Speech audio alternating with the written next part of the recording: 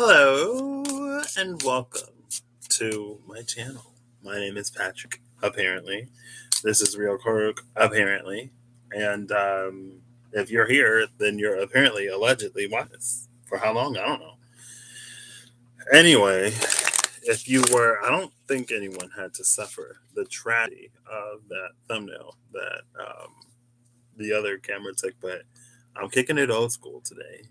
I'm using my webcam on my laptop.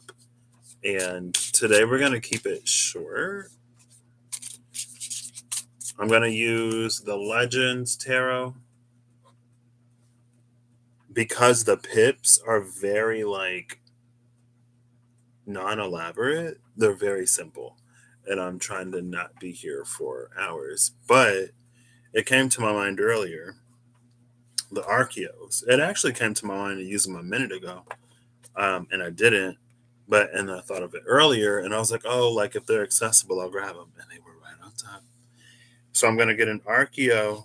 I'm going to pull 3 cards, one for the persona, one for the attribute, and one for the tale in the back of the book. And then we'll see what's up for today. Hey, Holly, how you doing? Good eye, Holly. Life is just so, I think I kind of talked about it last time, but it's just like so weird right now. Not in a bad way, but in it feels like there's a convergence, I guess, of things happening. And every day, more and more, it's whatever.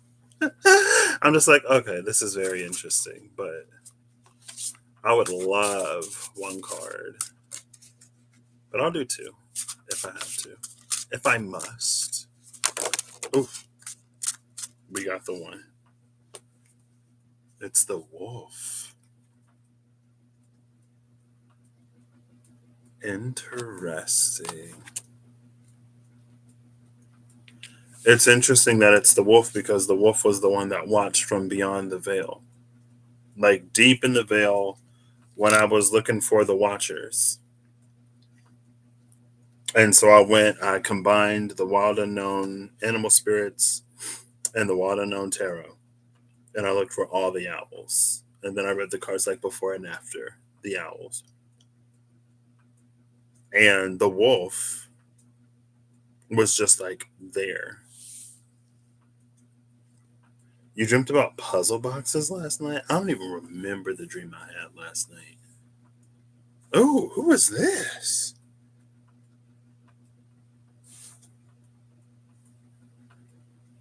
I haven't seen this one yet. At the bottom of the deck, I'm going to butcher this. Duende? Or Duend?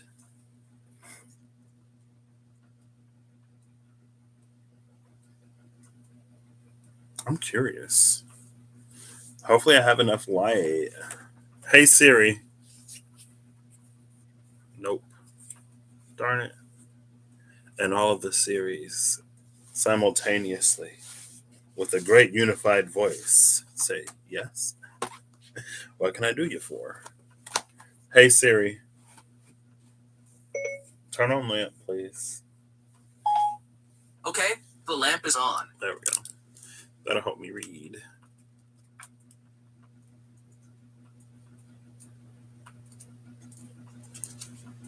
I'm just curious.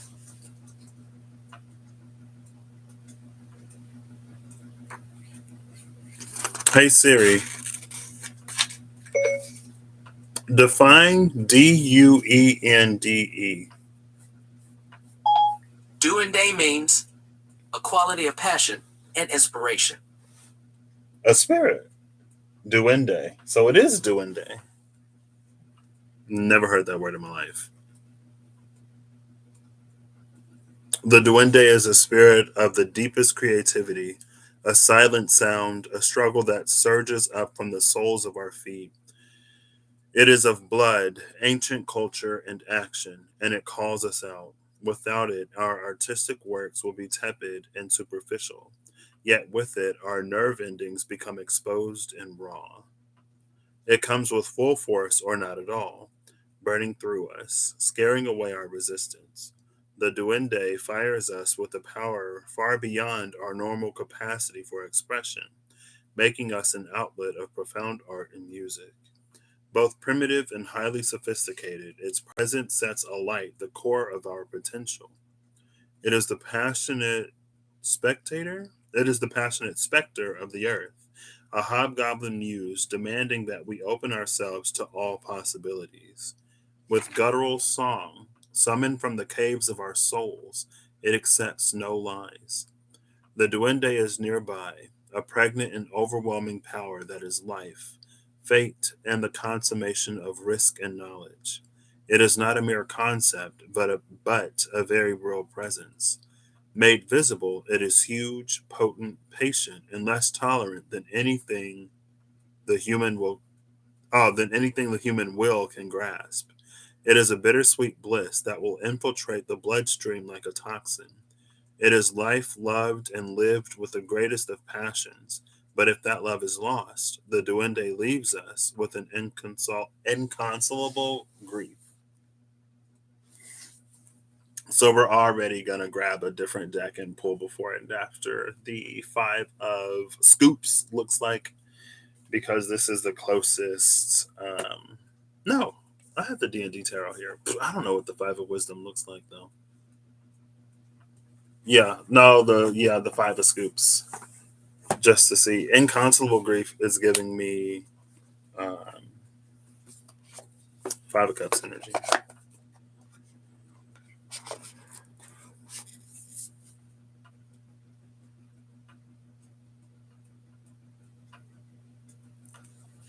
What?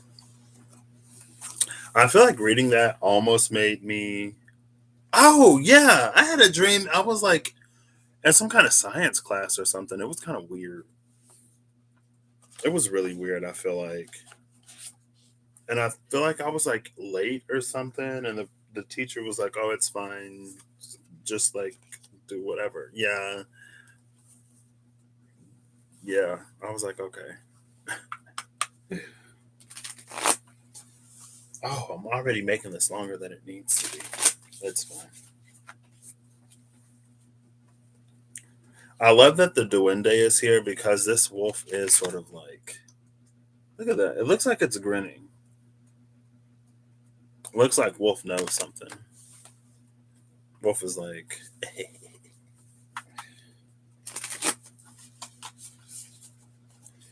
okay, I don't need anything to fall out. We're just going to give this a few shots. Wow.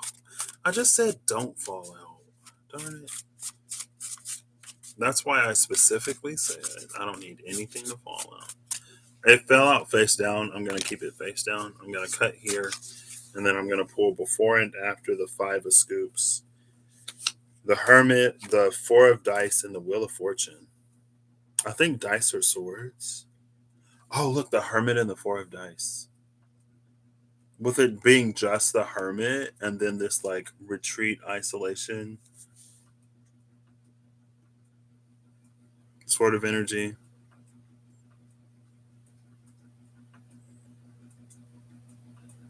Dice can't be wands, right?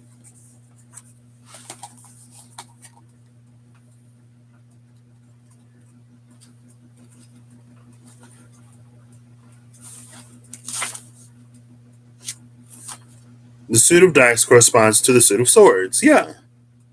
Why does this look like the four of wands? Well, maybe it doesn't look like the four of wands. Well, yeah, because it has the four tiki torches.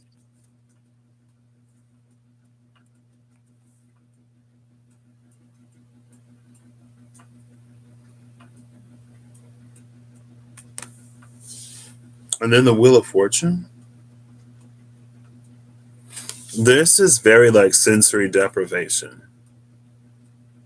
This is literally, she makes me think of the Queen of Wisdom that kept coming out in the D&D tarot.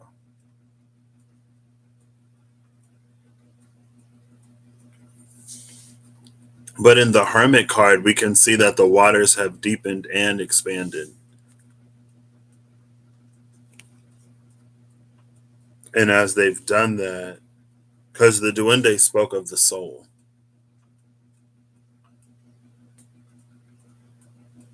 and it feels like this is a place to connect to the soul. Like if this were a sacred sort of site, like you would go here, maybe participate in some kind of ritual or partake of some natural Mother Earth, Gaia, a manifestation of Gaia would help you to access a certain state of mind.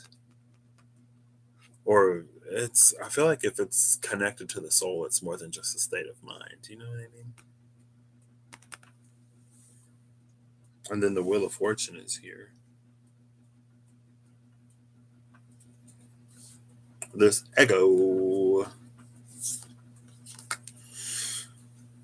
Oh my gosh, 910. That's today. The Hermit and the Wheel of Fortune. 28 is 10.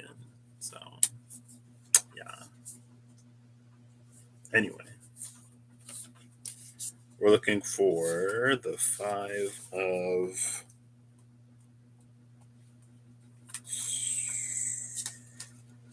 Spokes, because that's cups. I said scoops earlier. Scoops are pinnacles.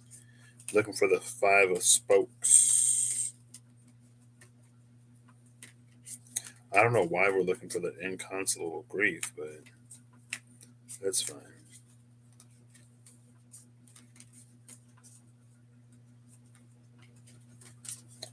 Oh, here it is.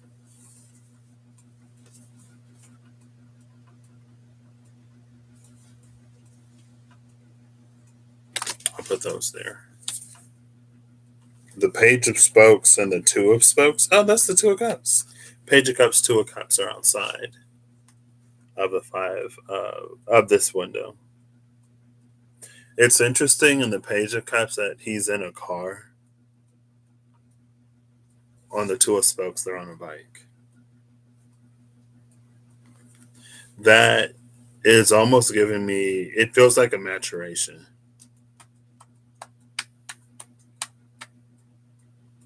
From the bike to the car, right? Because it's not that adults can't ride bikes, or it's not that people with a license can't ride bikes, but in the typical experience, I guess, in the typical experience, according to the limited perspective of experiences from me, first is the bike and then it's the car. There's an age thing. There's also like a licensing, um, sort of like you got to have a license to drive. You don't have to, but you know what I mean. To drive legally, you need a license. There's a test you have to pass, studying that needs to be done, laws that you need to know, signs that you have to know how to read, so that you can make informed choices and decisions while you're driving, right?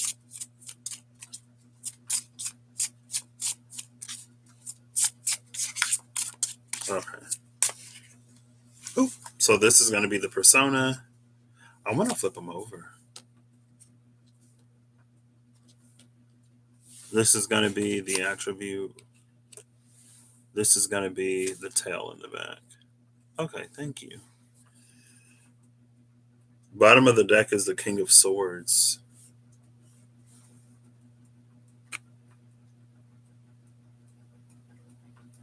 I got two. So the Eight of Cups is the thing in the back.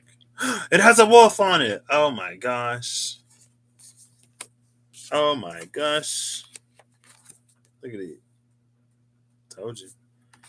Um, like a lot, the pips look like this, but two of the cards don't look like that. So I thought I would get all three. I was like, oh, that was the whole point. The whole purpose and point of me using this deck was so that I didn't have to. Not that I have to, but it's to eliminate the temptation of reading further into the imagery.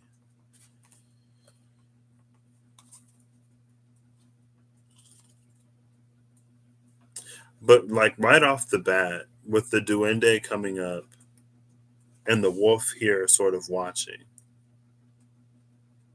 I don't know if it's like, it almost feels like opportunity, but it almost feels like the way It feels like legitimate opportunity that's being offered. It's weird. It feels like there's a legitimate opportunity that's being offered. And maybe it sounds like too good to be true or something like that. So we question it. We're skeptical. And then it's a question, and then like the wolf is offering the opportunity. And then the wolf is like, so are you gonna take it? Like, don't you want it? And then because the wolf is like that, that makes us think even more that like there's a catch or that something is up. You know what I mean? And so like it feels like a legitimate opportunity, but it also feels kind of like whatever at the same time too.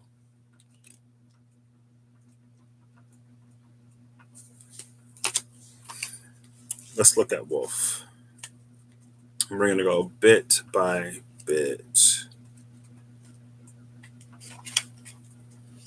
Wolf is the last one. And at the end of the veil sat a wolf, just waiting, waiting and watching, watching and waiting. Excuse me. So, the attribute. The wolf will not allow you to be neutered or let you become estranged from your animal nature. By acknowledging him, you are not giving up on your humanity. You are accepting your core's origin. The wolf gives you back your instincts and helps you resist the constraints placed upon you by polite society. And I'm going to go back to the duende because this feels very much like I had a feeling like they were connected. It's the spirit of the deepest creativity, a silent sound of struggle that surges up from the soles of our feet. Or is the part with. It comes with full force or not at all, burning through us, searing away our resistance. The duende fires us with a power far beyond our normal capacity for expression, making us an outlet of profound art and music. Both primitive and highly sophisticated, its presence sets alight the core of our potential.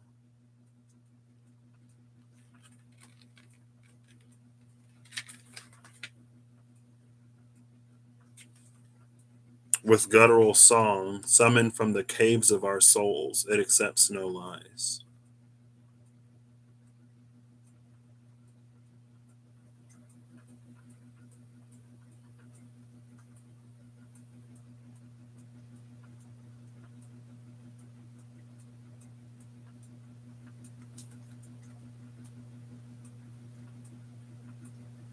I like the part where it said it's both primitive and highly sophisticated.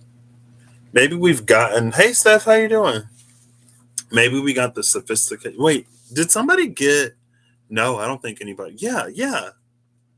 I think no. I don't remember if any signs. No, I don't think they did. Any of the zodiac signs got get wild, and but somebody did get the wildling when I used the Threads of Fate Oracle cards last time I ran through the zodiac signs. Uh, and it's coming out with the King of Wands. Oh, well, yeah. So if we're talking about it's not going to allow you to be neutered or let you become estranged from your animal nature, gives you back your instincts, helps you resist constraints placed upon you by polite society, and all that stuff, like connecting to the beast inside. And then we have this unicorn and the King of Wands energy. And it's interesting too that the inconsolable grief um,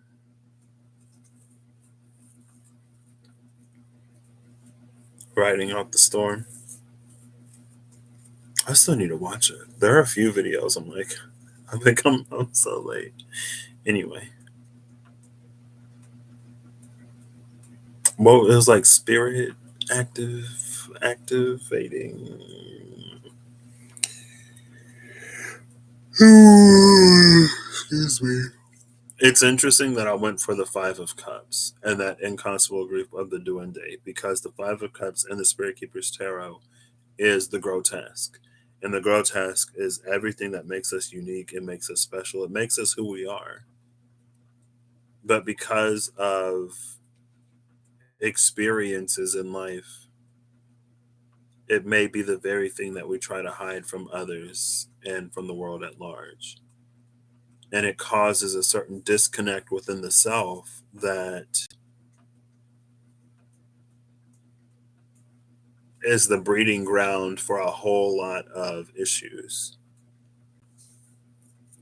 Whenever we consciously, especially, and purposefully suppress a part of ourselves or um, I want to say act in disalignment, but oh, the hurricane. Gotcha. Gotcha. Gotcha. Oh, yeah.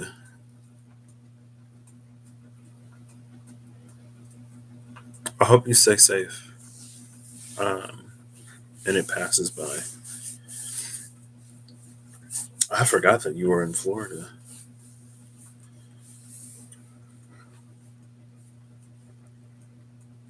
So it seems like the attribute is definitely on point. On point as the horn of the unicorn is lit up. Oh, riding out the storm. It looks like the unicorn is like, I don't know if the unicorn is the storm though. Anyway,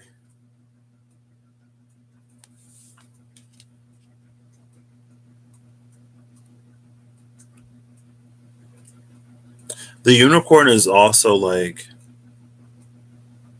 I want to say it's like mostly normal because it's a horse with a horn, right? Like we have horses, you know what I mean? So the horse part isn't necessarily as, not that horses aren't majestic creatures or whatever, but back to the, it's both sophisticated and um, the whatever the duende said.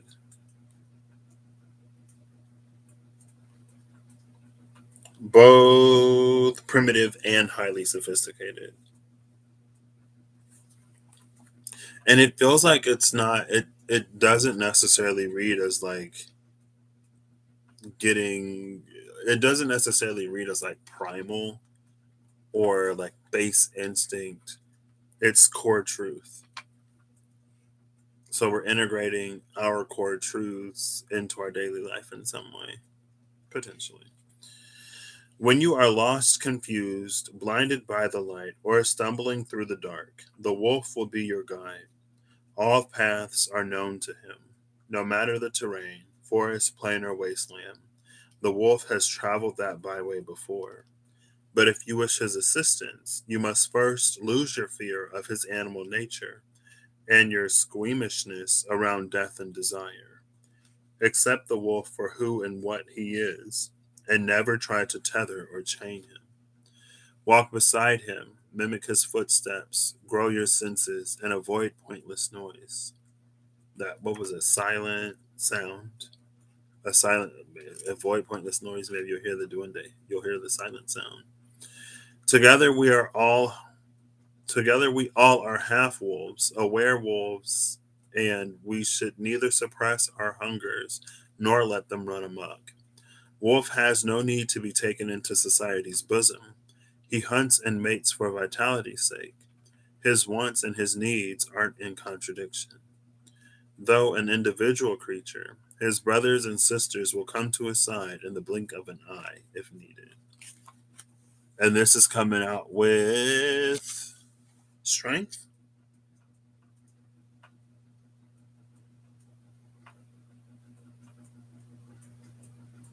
Oh, wow. There's a dark Pegasus. And this is an 11 strength. So that means there's an 8 justice in this deck.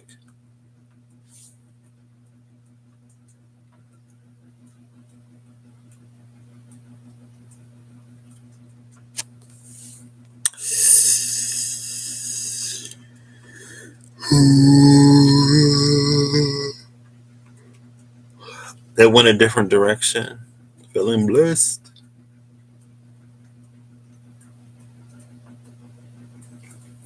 I'm glad to hear it. I said, not today.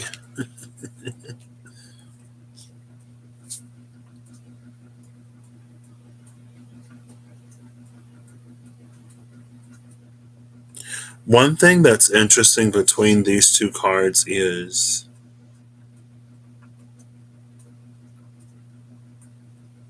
what's interesting about this card in particular is that the Pegasus is going out of the frame. It's stepping beyond the borders. Even its wing right here is beyond the border. This King of Wands, although it's this like freedom unicorn energy, it's within the border. Even the horn, like that sparkle or whatever, it stays within the lines. But strength steps beyond. So there is something about it feels like it's about the unknown. Well, it reads as unknown.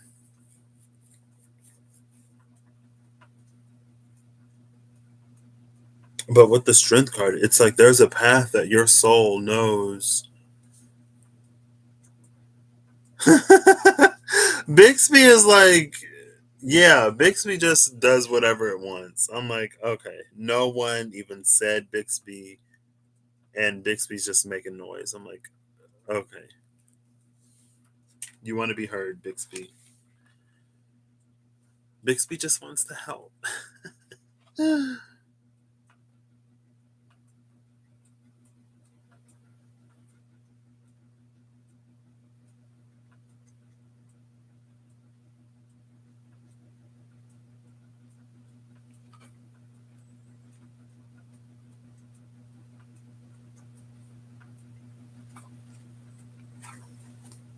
I feel like a fan of Fenrir wrote this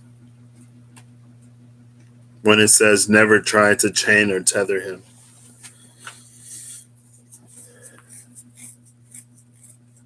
Let's read the tale. The forest's looping paths offer no clear points of reference. The disoriented human goes around in circles. The wolf watches. Before long, the befuddled man halts, head in hands, wondering what possessed him to take such a shortcut. When he looks up, the wolf is standing in front of him. As a child, he'd been petrified of fictional wolves. Now faced with a large, real one, he knows he is about to die. But he's wrong, as he has been about most things, because the wolf, spreading its jaws, gently takes his sleeve and guides him to the forest's edge. It says things while in your purse? What? Okay, mine isn't doing all that.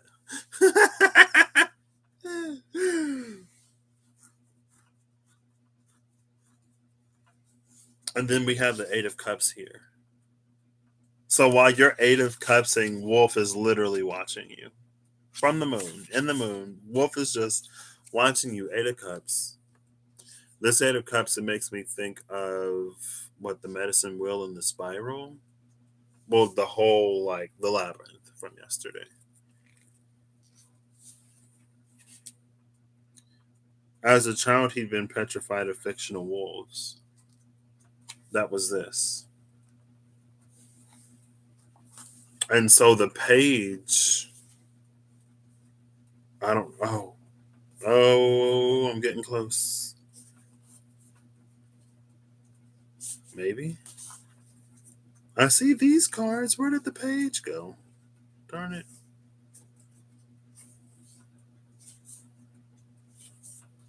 Where's the page? It's fine. I thought it would be down here. Like, I thought these were all the cards that I have flipped through, but apparently not. Because the ones that were on the bicycle, like, these were the children, and then the matured energy had the, in the Page of Cups, Jonathan was driving.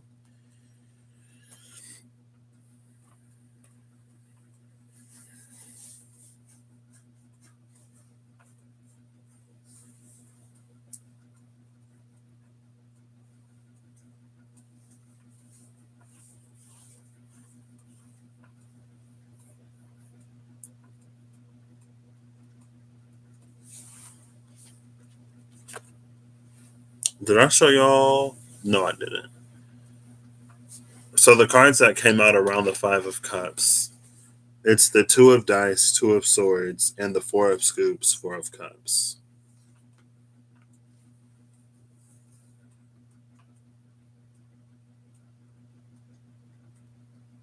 And then, oops, darn it.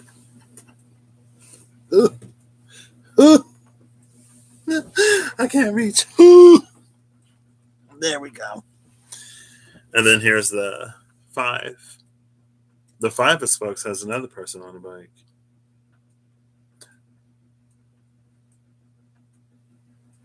But the legs look, I don't want to say stumpy.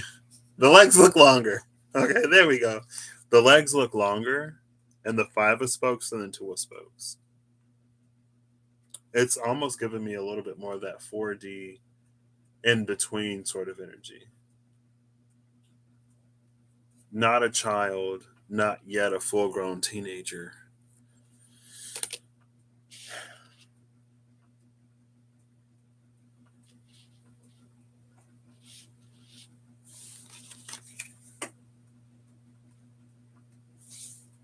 I don't even know if these are from the show. Like, I haven't seen the last episode.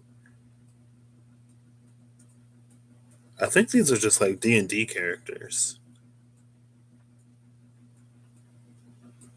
It's funny that we're talking about the with that 8 of Cups, like they have a map and they're going somewhere.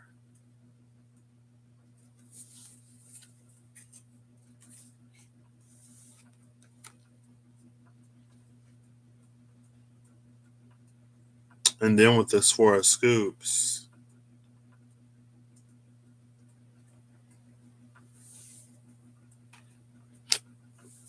isn't ahoy like hey, like hello? Isn't it nautical for hello? Like ahoy, ahoy, mateys. The tub of ice cream says ahoy. Do I have your email? I think I do.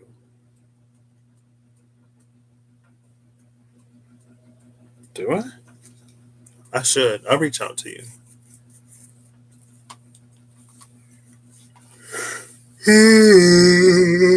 Excuse me.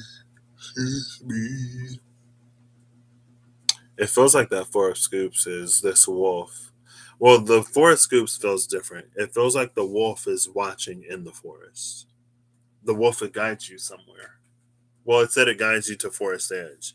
This Four of Scoops, it feels like this is someone who has like the ice cream ready, waiting for these two to arrive. But they got lost, even though they have a map.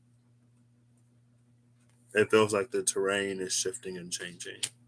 The card that came out when I wasn't asking for it is the Seven of Dice. The Seven of Dice is the Seven of Swords, but it's treasure in this deck. It's funny. So I was thinking like pirates with this ahoy. I guess pirates don't typically say ahoy. The Archeo?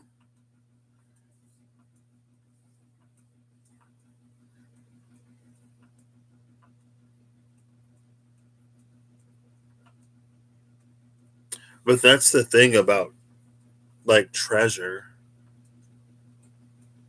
Well, I guess it is, but it isn't. Right. It's almost like treasure is meant to be taken. Right. X marks the spot, somebody buries it somewhere, someone else finds it. Oh, oh, maybe that's where they're going. They have a treasure map. Okay.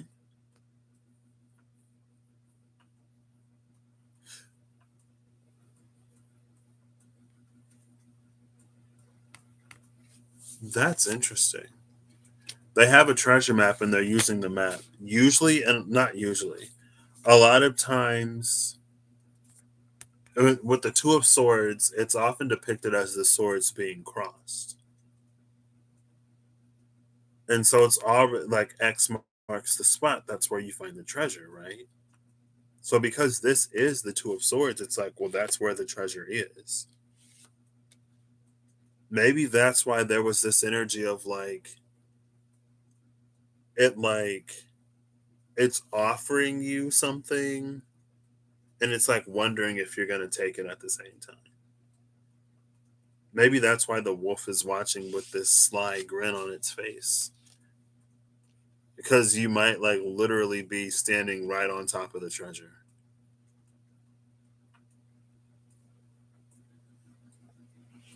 But again, like that's kind of sort of what came out through the yesterday.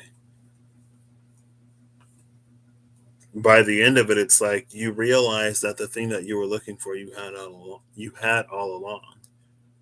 You just couldn't see it for what it was.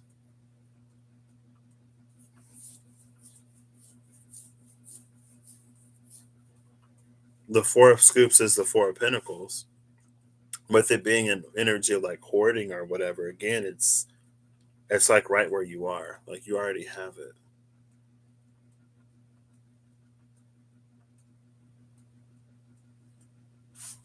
I'm going to use this deck to clarify the strength card. Actually, I'm going to use this deck to pull before and after strength because that's easy. I'm going to pull before and after 11. If 11 is strength in this deck, it'll be strength. If it's justice, it'll be justice.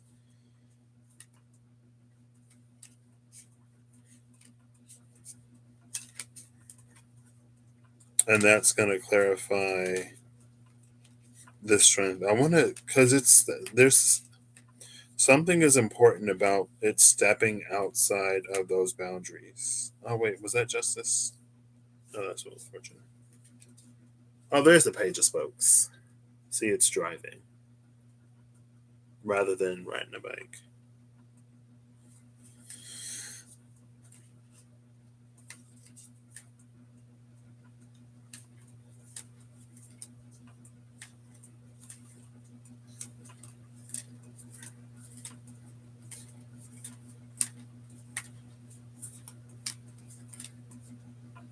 It's justice in this deck.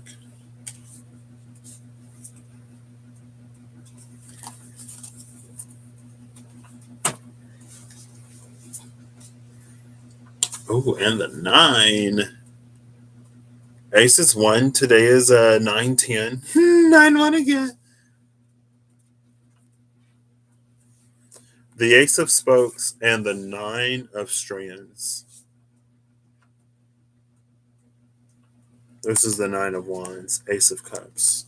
The Ace of Cups is interesting because for me, the Ace of Cups, especially in the Wild Unknown Tarot, is the spiritual wellspring. Or it's our wellspring. And because it's the wellspring, it's like that's why it makes sense that the Duende is here and that the wolf is here asking us to connect to our core. It's interesting because if I read these three, it's the King of Wands, Strength, and the Eight of Cups. It's like as we live life, probably just a lot of us at least. It's like with the King of Wands, and like there's this thing about like fighting what we desire or not giving in to our desires.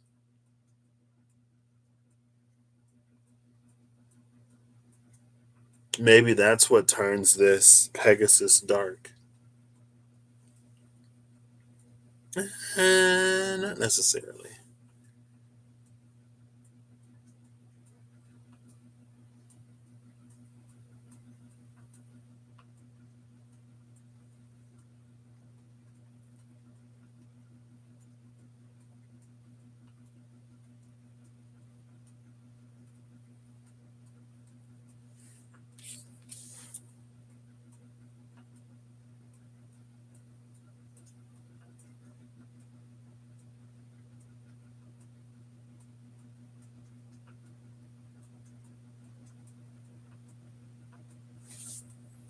This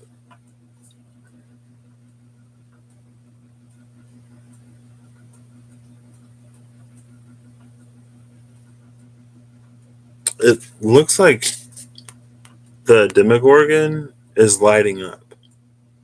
It's like there are these green lights outside of the Demogorgon and the red lights inside of the Demogorgon. And it's almost like you can't see the light, or it's almost like you wouldn't think that there's light inside of the Demogorgon,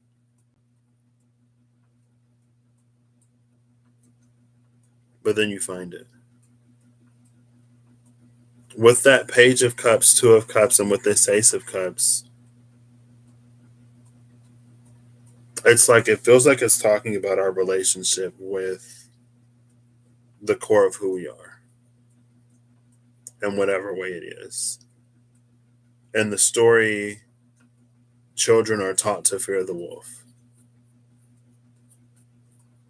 because of what happened to Little Red and her grandma, right? And it's not that like we shouldn't respect the power of the wolf, but it doesn't necessarily have to be feared. Right? It's like it's not to be made light of, it's not to be dismissed, but it's not to be feared either.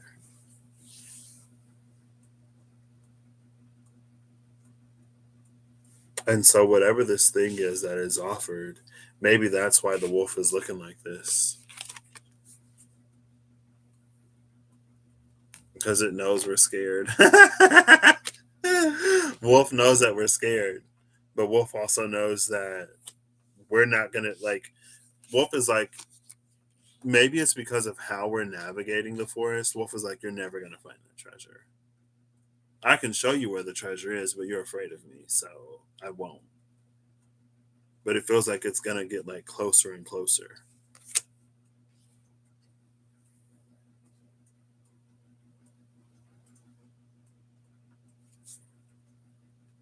Like it's perceived like a demogorgon, but I think when we see the light inside of it, we'll know that it's like not, or that we don't have to fear it. But it feels like it's gonna have to get pretty close for us to like see that, unless we can just like sense it or feel it or whatever.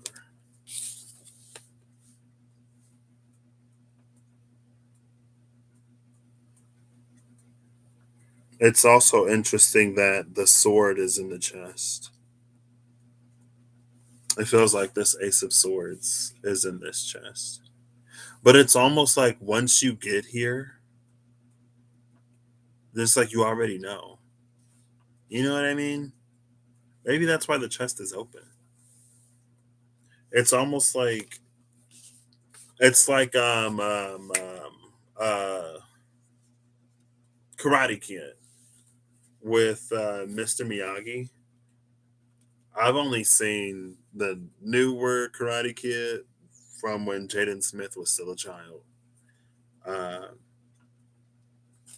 I didn't see the original ones, but it's like he's going and his intention is to learn martial arts, but all he's doing are like chores or whatever. And he's like, "When are you gonna teach me how to do this? Or when are you gonna teach me how to do that?" And he's like, "I've been teaching you the whole time." Like all of this serves as the foundation to these won't shuffle because I have a card up. All of this serves as a foundation. Like I'm already teaching you. I don't even remember why that Karate Kid energy was here. Oh, because of the Ace of Swords in the chest. It's like so by the time it tells us or whatever, like we already know. Like the process, the journey itself is the lesson. Or the journey itself hides the revelation. And so we realize the thing as we're navigating that forest. And then it's like, oh yeah, okay. You know what I mean? It's like you get your answer. So we have the King of Dice, Victor Creel, King of Swords energy. The King of Swords is at the bottom of the deck of the Legends. King of Swords, King of Swords.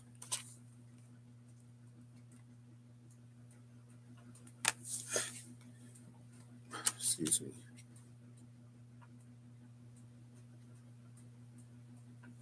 just going off of the oh, I'm glad to be a part of that for you. All right, let me do. There you go. Love you, Steph. It's giving like the blind master sort of energy.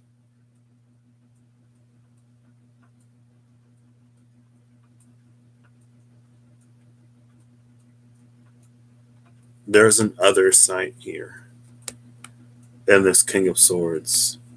I think the King of Swords is almost like you don't even need sight. When your logic is sound enough, you don't need sight.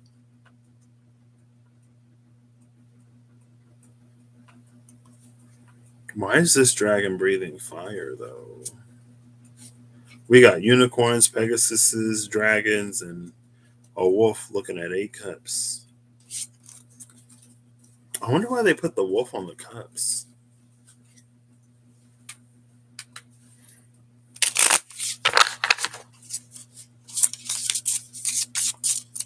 Okay, this was not meant to be like 50 minutes long, but that's fine.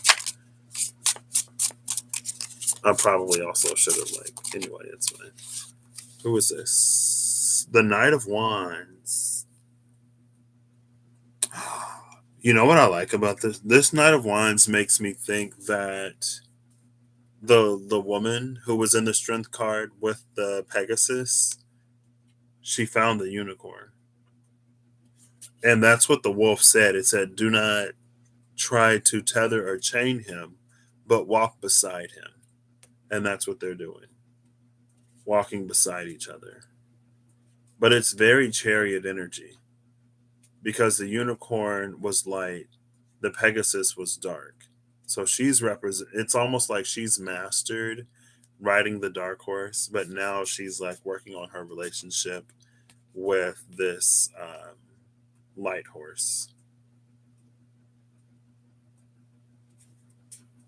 which feels like a new kind of feels like a new kind of dynamic where the shadow works with the light. I shuffled these, right? Yeah.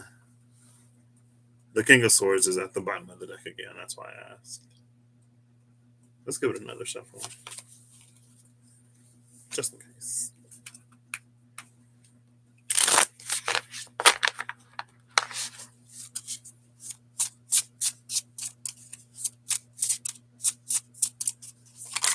There we go. Who are you? Who are you? The High Priestess. Oh, snap. And she's not even in the frame. There's no it might look like there are parts of her in the frame, but if you look, she is nowhere near in the frame. So before she mastered the dark side, we'll say, because of the strength card and the dark Pegasus. And then in the Knight of Wands, I think, we just saw her walking beside the unicorn. So that was her introduction into like the light side. Now she's mastered both, or she's able to work with the forces of both, or in the balance in between. Now she comes into like her own power, no longer needing, I don't want to say the crutch, but it's like it's very like I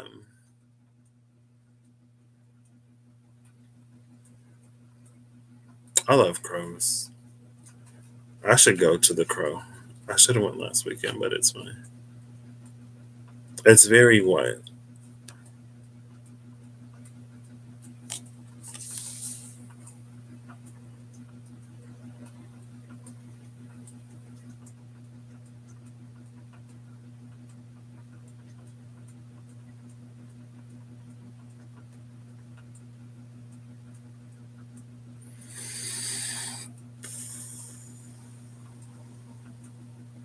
I can't remember what I was gonna say.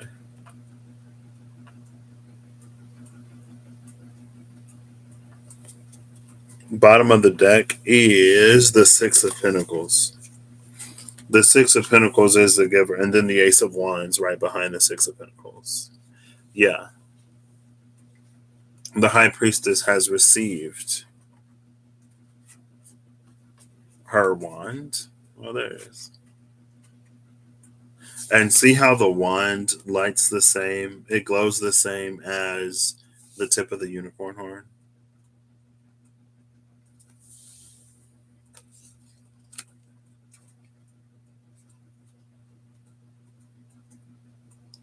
It makes me think of every time the giver came out, the Six of Pentacles in the SKT, and it was, we're given as much as we have the capacity to receive.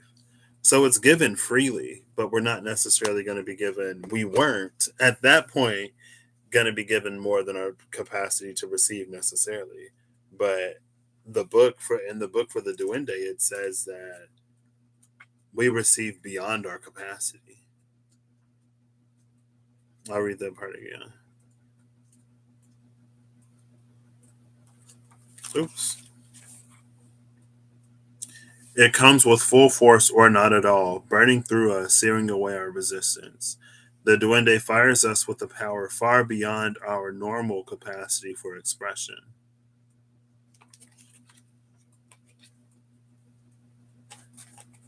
It said our normal capacity for expression. What does normal mean?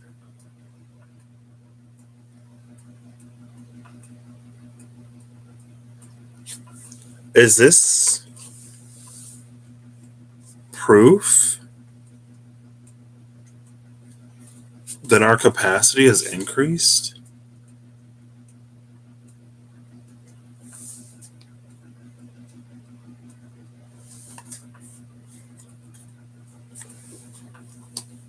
I might venture a guess so. I'll read the High Priestess from this little booklet. I think I like this little booklet. I think it has some interesting questions, if I recall correctly. High Priestess. She wields the power of the unconscious, driving away all that would mist you from being aware of the greatness within. High Priestess represents secret knowledge or occult wisdom. Okay, all that stuff.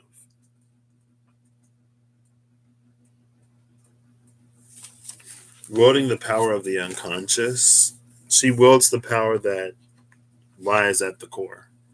That core potential, she wields that potential.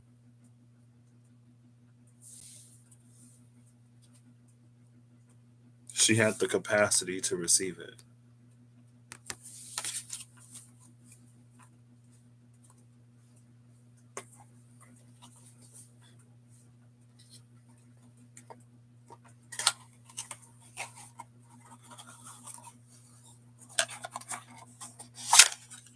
Oof.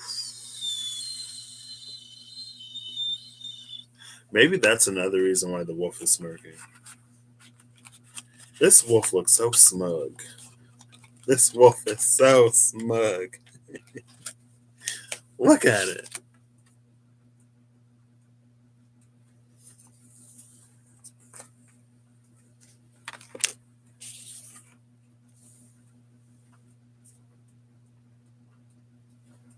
The Knight of Dice is at the bottom of the deck. That's the Knight of Swords.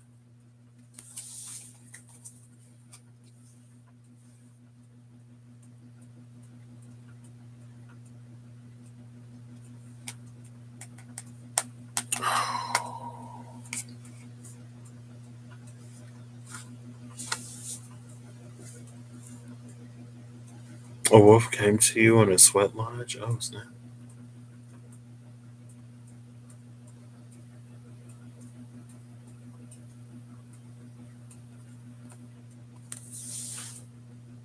Oh, yeah, yeah, yeah.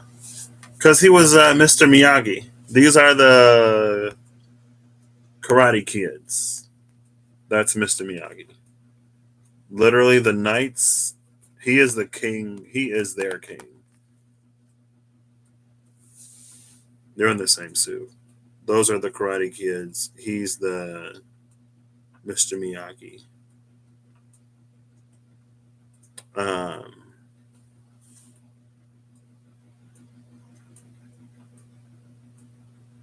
I feel like there was something else that wanted to come up, but I don't remember. Oh, here we go. Still an hour. SMH. 1 hour later. Cue to me saying, this isn't going to be a long video. We're going to keep it short. 2 hours later. Still going. I feel like I should read this book more, but we'll read the Mr. Miyagi in the book. We'll see. We'll see what Mr. Miyagi has to say. I opened up to the 2 of dice. Upright friends don't lie, but sometimes they do. The 2 of dice finds you at a crossroads with a relationship. You may be feeling that you aren't being valued, or you may have discovered dishonesty. If you want to preserve the relationship, it's going to require a saving role to increase communication. Otherwise, it's time to abandon the quest.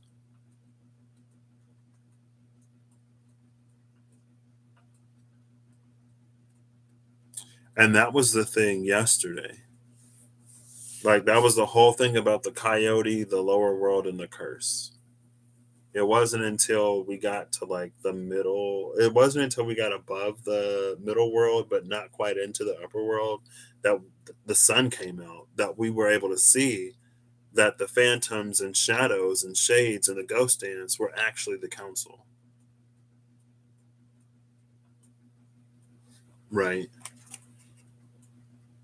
And so it feels like there's something in that shadow. There's something in the space that we dare not tread into that is trying to communicate with us. But just like yesterday, it's like lost in translation.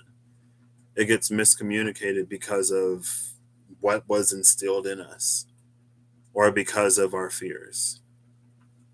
That was the man who, as a child, was taught to fear the wolf. And so, if he wasn't open to being guided, he'd still be wandering lost in that forest to this day.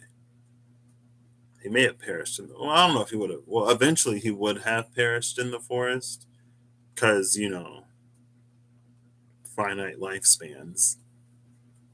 Like, there's plenty of things to sustain himself with in the forest. It's not like he would have starved to death. You know what I mean? It's almost like he would have never escaped had he listened to his fear. Um,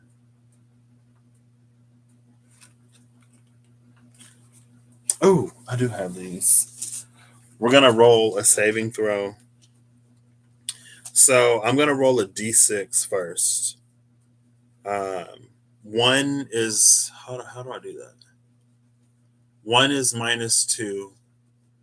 Two two is -1. 3 and 4 are 0. 5 is +1. 6 is +2. That's gonna be our modifier.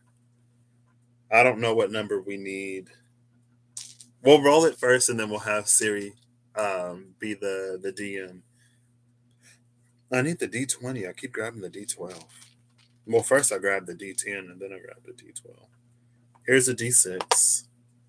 It landed on 5 when I put it down, but we're actually going to roll it. We're going to make this saving throw. If you have dice, if you have a D20, feel free to roll your own D20 or go to a random number generator and generate a random number between 1 and 20, I guess. But for the collective overall, these are metal. I really don't want to roll these on my laptop. I really don't want to do it, but it's fine. 4. So it's a 0. It's going to be a straight roll. A straight roll of 11. Well, that is the number today, isn't it? The 11 of strength, the 11 of justice. And now we see if we increase our communication. Hey, Siri, roll a d20. Rolling. 4. It's a 4. What? We won. It was so low. It was so low. Okay. So we needed to beat a 4 and we got an 11. So I think it looks like communication is good. It looks like we're going to listen. It looks like we're going to allow ourselves to be led by the wolf. The wolf is going to take us home.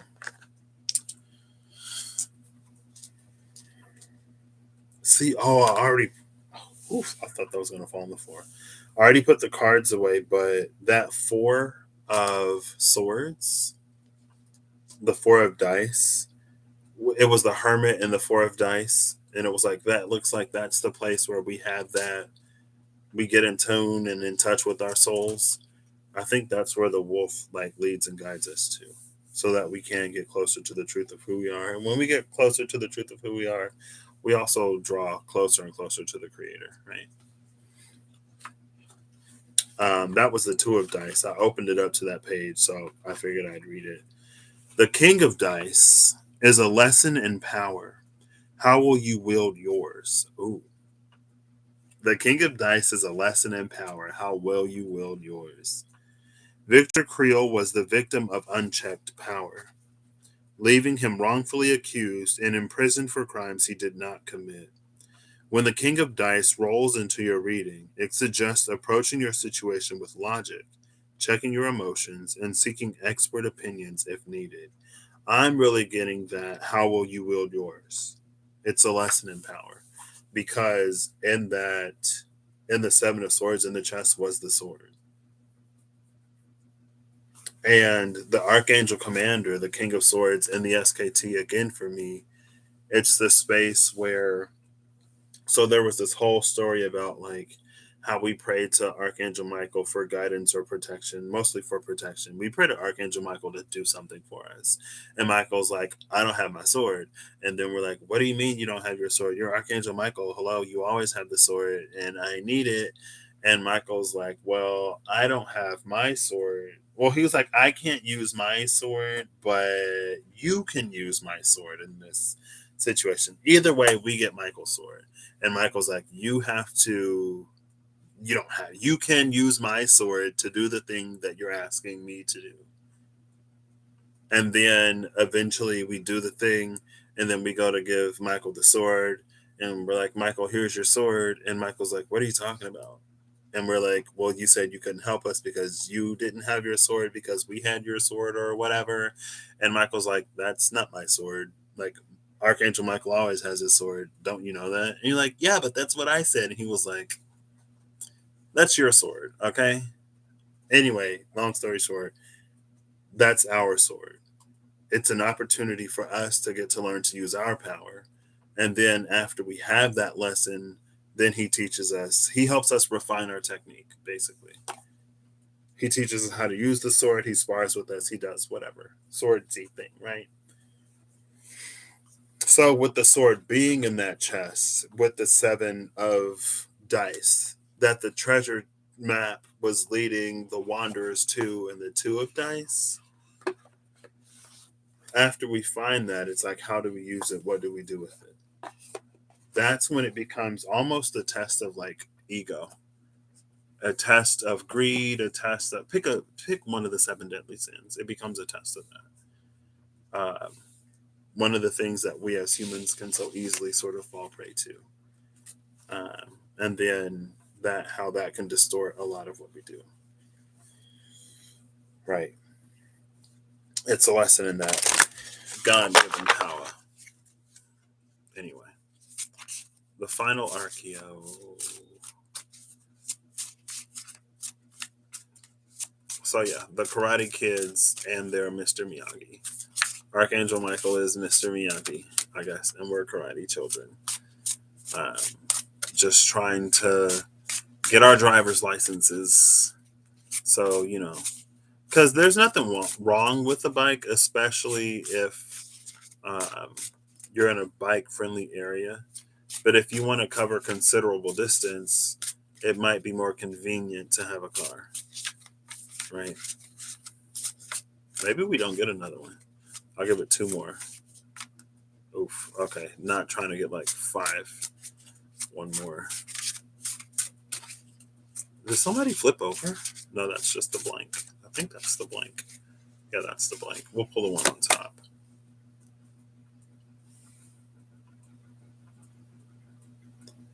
Anima Animus. The bottom of the deck is who are you? Grace. Anima Animus was at the top. So it's just that the light and the dark, the it's the part it's who we express and who we repress coming together. Right? The truth of who we are. And again, that's the duende. It's both primal and highly sophisticated. It's both parts of us. We don't have to pick and choose and either or. There's no reason to,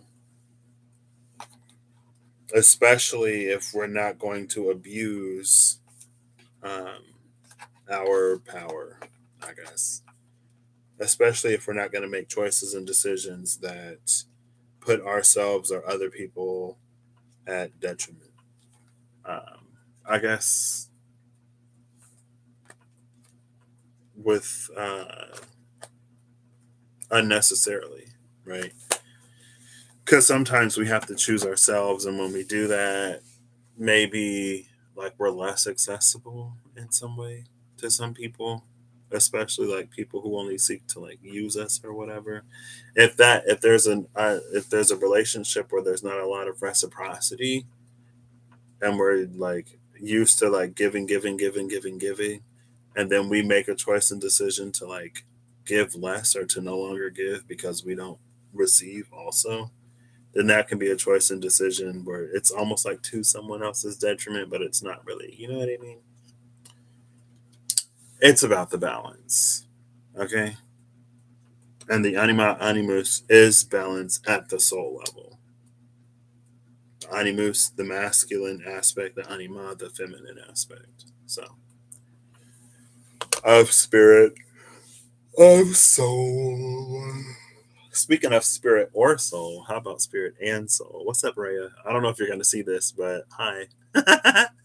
um, I hope you all have a good whenever you see this. I hope you're acting in alignment to make all that you wish to experience your reality. I hope that as you are led, I hope that as you're led, you're able to be led.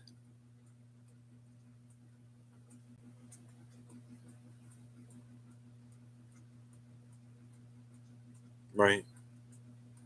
And I wish you all of the courage, the bravery, the logic, the whatever you need to overcome whatever fear, to face whatever challenge that might prevent you from, I want to say getting where you're going because it's the easiest. Whatever you need to get where you're going, I hope you get it. So, thank you, Holly. Thank you, Steph. Excuse me for being here. I will catch y'all the next time. I might skip tomorrow, but I think I might do this for the next few days. Get an Archeo. Well, maybe not actually. And I like that Archeo. It felt like it was about us, but it wasn't necessarily us. Oh, snap, Ariel. Hi.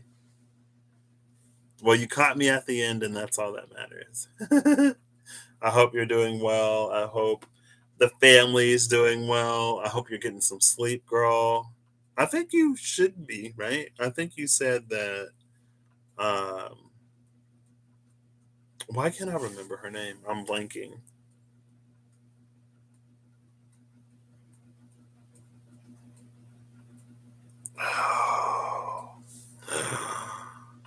You said she's like pretty chill though. I think you said she's pretty. So I hope she's letting you sleep. Isabel, that's what it was. Oh, snap. There you go. Know it. But there's only one L. I was like, whatever the last letter is, there's only one of them. Well, I don't know. Is there an Isabel with more L's? Possibly. Or Belle. Oh, okay. I like that. Anyway. Um, yeah. Yeah. Yep. It took me a second. I like literally, it just connected when I read REL. And I was like, oh, okay, I get it. I got it. Um, I'm glad to hear that. A full 8 hours a night. Oh my gosh. I'm sure that's a dream. For me, it would be getting able to sleep or being able to sleep. Yeah. Excuse me. Excuse me. I remember you mentioning that before. Oh, my head kind of hurts, but thanks for popping in at the end. I am. I feel like I don't know how. Like, really? Oh wait, no. I read more of my babies have slept this well this early. It says none of my babies have slept this well this early. Yeah, I would be ecstatic. I would be over the moon. Cause like that period of like not being able to sleep at night, but still having to like be a functioning, living, breathing adult during the day, and like to still have to take care of them on no sleep. I can't imagine. I cannot imagine. Oh, you're fine. You are absolutely 1,000% fine. Like, I remember when my coworker came back from maternity leave and she was like, I was like, how much sleep did you get last night? Oh my gosh. And she was like her husband, I can't, it was a whole lot. I'm like, oh my goodness. And then, here in the States, I think you get what is it like 6 to 8 weeks of maternity leave or something like that. So it's not even a lot of time. But anyway, if that's something that you have to worry about. Anyway, yeah. I'm like, that sounds less than ideal, but it's worth it. You love them. But yeah, I honestly like somebody asked me, people have been asking me, they'd be like, Patrick, how are you? I'm like, I honestly don't know what to say. I don't know how to answer. Like, I'm good. I'm just like, I feel like I'm in this space of almost like generalized confusion, but I'm not confused. It feels like I'm in a constant state of almost disbelief, if that makes sense. Partially like in a state of near disbelief, partially like working a lot, partially very good, partially wondering what the next cycle and the next journey is going to be, because this chapter is coming to a close, and the way that this year is ending, the way this chapter, like the way this, like it's literally been, like I've been at this job for a year and almost a month, and the whole thing has just been like a ride. But overall, I'm well. So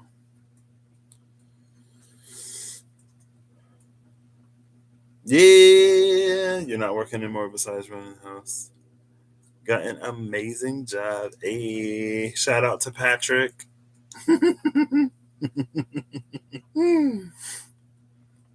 Although I could imagine running a house, especially with younger kids, especially. Well, Isabel sleeps, so that helps. I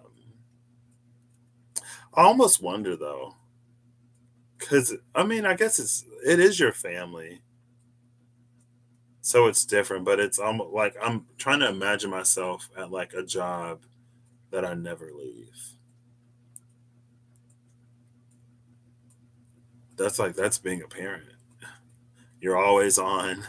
You're never off. If anything goes on, you have to be alert and on call at a moment's notice. Anyway, happy birthday to your kids, to the twins. Happy birthday to Bloomin' Rose's daughter or son. I think she said her son. It's right there. Say her daughter is a Taurus. I think she said. Yeah. Um, and I feel like somebody else's birthday was today. Maybe not. Yeah, I'm like, mm. But maybe in due time. I don't know. Anyway, I'm doing pretty well. Like I said, it's just like partially disbelief. I feel like there's a lot of just like that's my favorite meme. The meme of the guy like some of that. I'm like,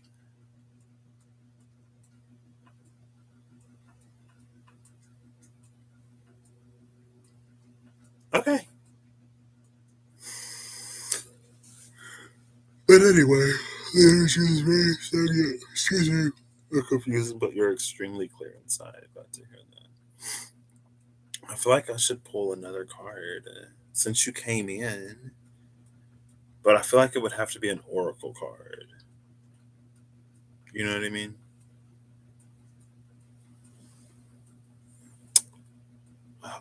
Maybe not, because I don't have any. I have these cards, these fortune telling playing cards, but they're sure we'll go for it. These cards are rough,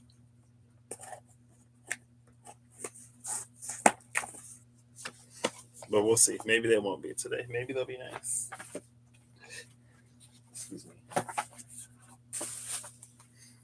Ba-da-da-da-da-da. Do do do do do do do do. Do do do do do do do do.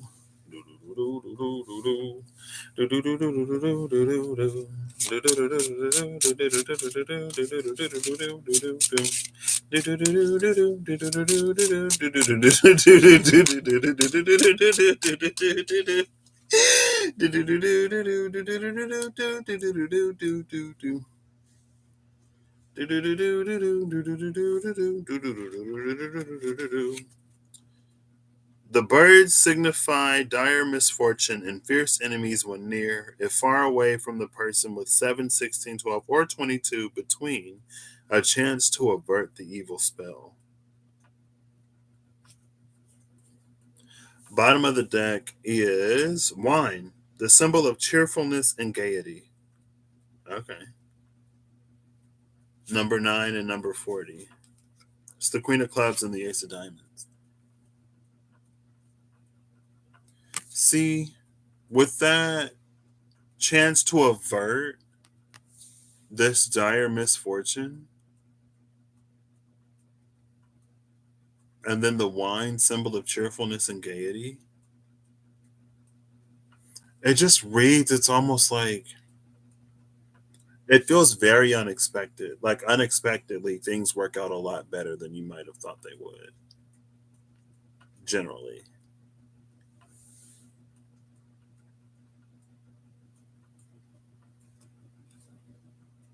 Oh, snap. The King of Clubs is behind the Queen of Clubs. The bear is a sign of successful speculations.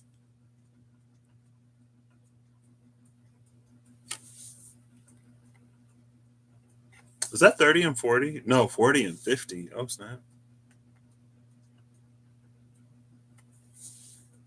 And then number 24, the King of Hearts is under that. Hand in hand indicates confiding disposition.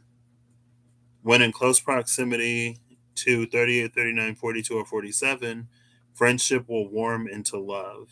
When near 45, favor will be found with superiors. Near 48, financial success.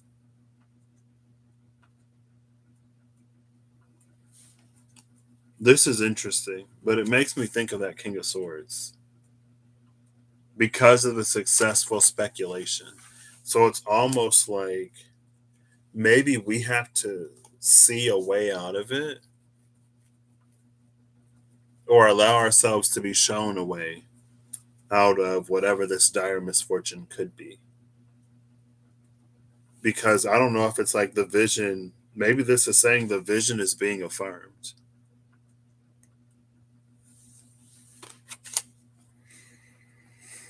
Whether you think you can or you think you can't, whether you think it will or you think it won't, you are right, apparently. I do want to read the book though. Let's see if the book offers us anything more or different or extra. I saw Eve using these cards and then I saw them in the store. I was like, ooh. Now after I got them, I'm like, ooh. You know what I mean? I'm like, oh. The wine, Queen of Clubs, cheerfulness, enjoying the little things and party. This card is downright positive. It makes us lighthearted and brings cheerfulness to our lives. The wine also lets us enjoy the little things in life. This card knows how to have a party, especially when the park is also present. Don't forget to consider the surrounding cards. When the wine is accompanied by the heart, we get enjoyment from our relationship. With the park, we enjoy the social contacts that we maintain. While the wine came out with the bear, King of Clubs, power, control, and dominance. The bear represents a strong personality capable of dominating the querent and convincing them that he is right. It is someone who wants to exercise control over everything and everyone and plays a power game in that sense.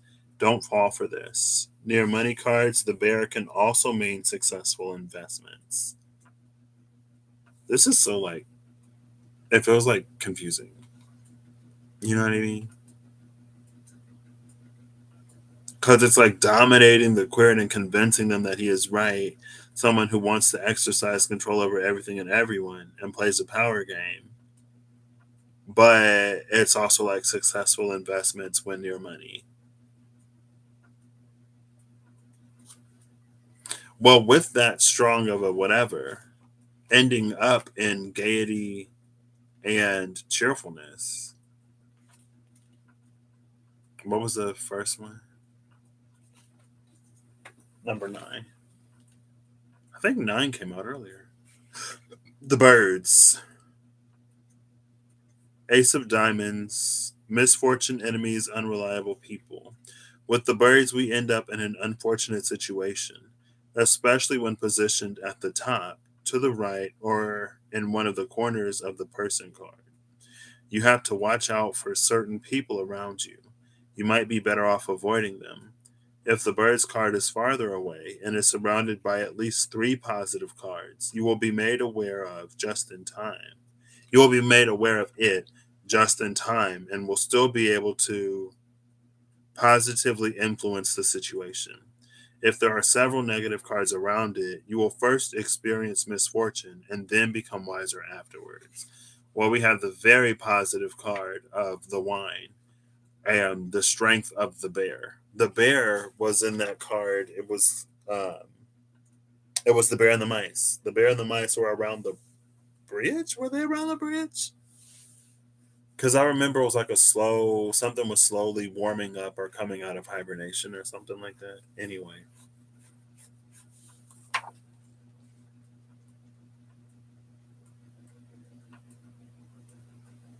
maybe it's almost like be mindful, I guess, of the energy that you put out into the world, or be mindful of what you allow your belief to sort of fuel in your experience.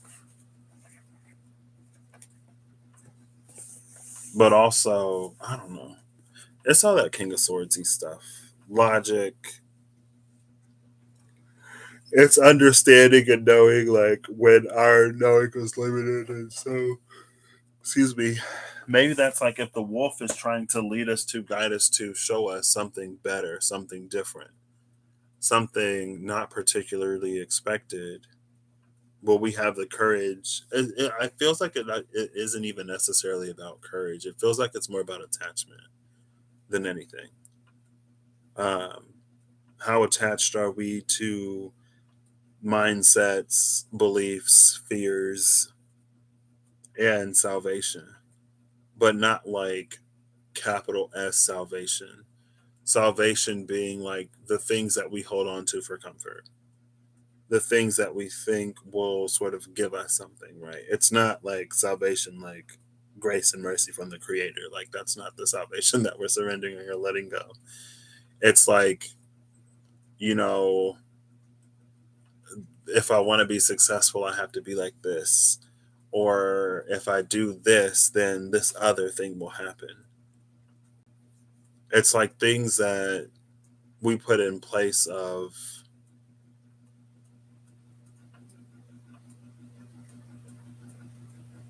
whatever. And it's something that I've kind of been somewhat thinking about recently. Um, how we as people can sometimes latch on to certain things for the sake of like peace of mind. Or it's not even peace of mind. I don't know how to communicate it, and my head is already hurting. My head's been hurting since I've been off work, but it's starting to hurt more. It's time for me to go to bed. But it's just like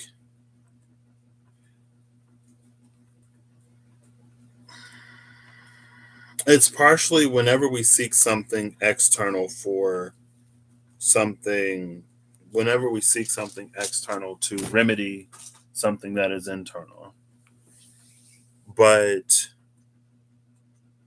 it's almost like even the divine can become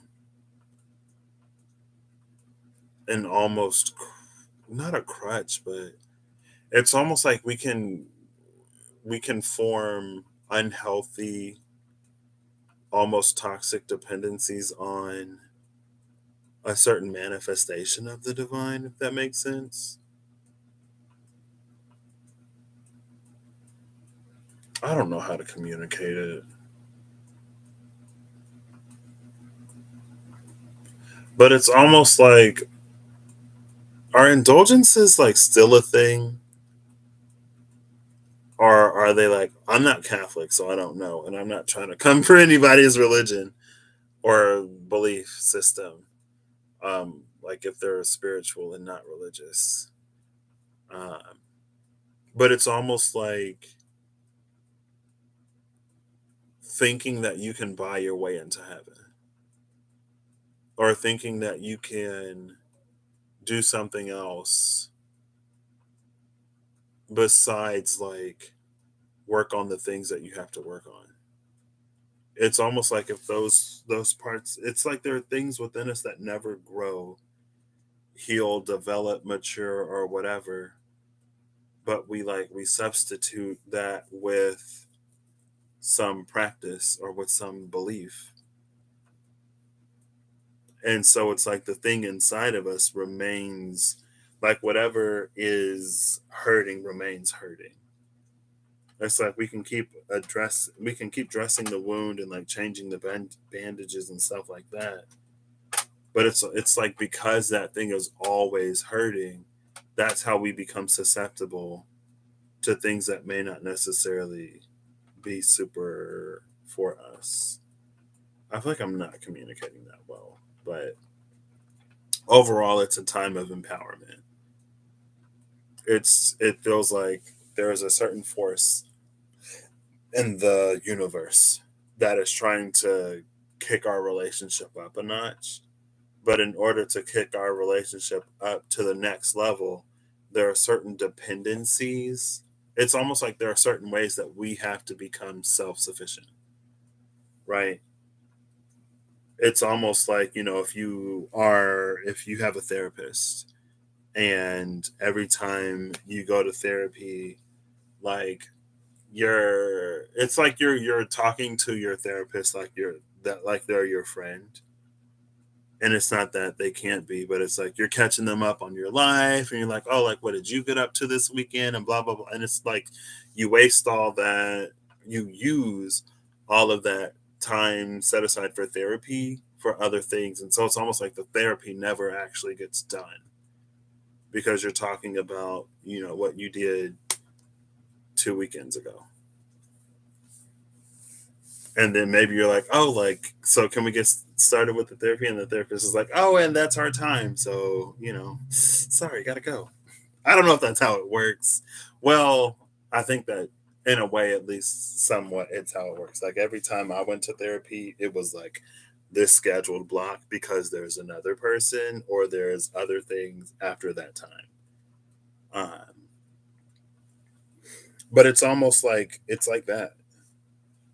If we if the purpose of our relationship from our side is purely like one thing, then we don't necessarily have time for other things. And it feels like the divine is wanting time to talk about other things. And so there's just maybe a little bit that we have to come into the ability to like handle ourselves. You know what I mean? It's like we're maturing, we're getting older. We don't necessarily need um, our spiritual parents to do for us as much. So again, that relationship can evolve, so it can mature, right? Now, instead of our parents having to drive us, we get the keys and we drive ourselves, metaphorically. I know some people don't drive, and you don't have to. Like, I'm not trying to make anybody feel a certain type of way about not driving or not having a license because I have my license and I still prefer to be driven. So, some people love to drive, some people love to ride. Um, but yeah, and that's I think that played out or plays out in the whole like Michael and the sword thing, right? There are things that we come into the power of being able to do or handle ourselves, so that there's like again, it's just like it's taking it up a notch. I don't know. And so maybe there are certain things in our experience, or there are certain things in the world that we come into the power of being able to combat with. Like it's like the same energy that you would pray or go to the divine with. It's almost like you see that's what it gets weird because it's not like you whatever, but like that's the thing with the bear, right? Instead of needing someone or something else to be the bear to steer the ship towards the wine and away from whatever the birds are on about over there, it's like we come into an energy of being able to steer it ourselves in whatever way, shape, form, or fashion. I don't know. Anyway, like I said an hour ago, I hope you all have an amazing whatever whenever you see this. I hope you're acting in alignment to make all that you wish to experience your reality, and whatever you need along your path, journey, or way. I hope you find it. I hope you get it, and I hope that you take it. So it was very lovely seeing you all. Thanks again, Ariel, for popping in at the end. But yeah, it feels like I don't know. It's because again, like that power of choice. Maybe that's did I already do Libra? Because I remember Leo season was like it was about us knowing who we are and what we want. What was Virgo? I already forgot.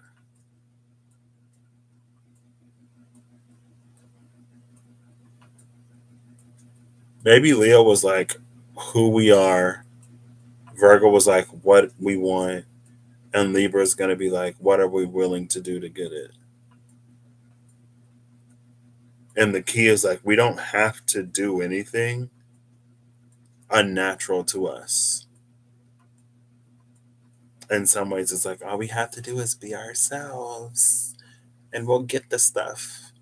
But being yourself is difficult, I guess, when you're inundated by so many things as you are born on this planet and as you grow up on this planet and as you mature with whatever was instilled in you and whatever you've personally experienced and whatever you haven't personally experienced, it becomes a whole thing. But there's a truth at the core of us, and that's what the duende and the wolf is trying to get us to. Because when we bring that truth into our daily lives, magical, miraculous, mysterious, and wondrous things are liable to happen all the time, or at least sometimes. I don't want to. I don't want to get anybody's like.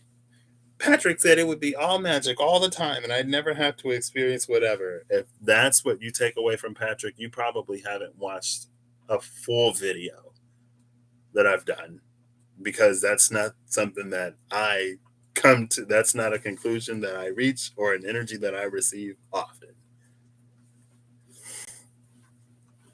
There's more often than not, at least a small piece of accountability, because ultimately it feels like that's what it's about. It's about empowering us to not need so much in the ways that we have necessarily.